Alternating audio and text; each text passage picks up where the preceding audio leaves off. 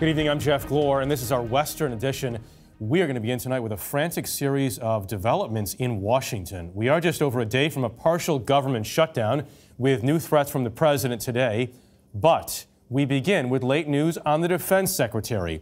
One day after the president said he's pulling U.S. troops out of Syria, Mr. Trump tweeted General Jim Mattis will be retiring with distinction at the end of February after having served my administration as Secretary of Defense for the past 2 years.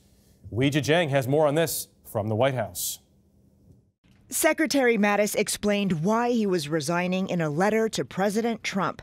Because you have the right to have a Secretary of Defense whose views are better aligned with yours, Mattis wrote, I believe it is right for me to step down from my position.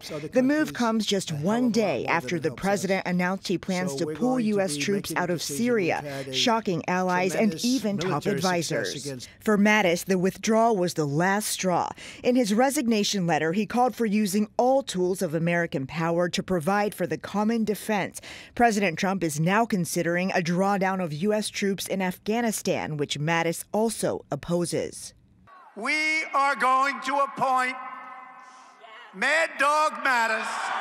The former Marine Corps general was one of several military men to join the Trump administration as part of a team the president called My Generals. A couple of them. These are central casting. If I'm doing a movie, I pick you, General Mattis. But Mattis became one of the lowest profile members of Mr. Trump's cabinet. In this rare September press conference, he laughed off speculation over his exit. First, I don't think about leaving. I love it here. I'm thinking about retiring right here. I'll get a little place down on the Potomac. Less than 1 month later, President Trump was less convincing on 60 Minutes.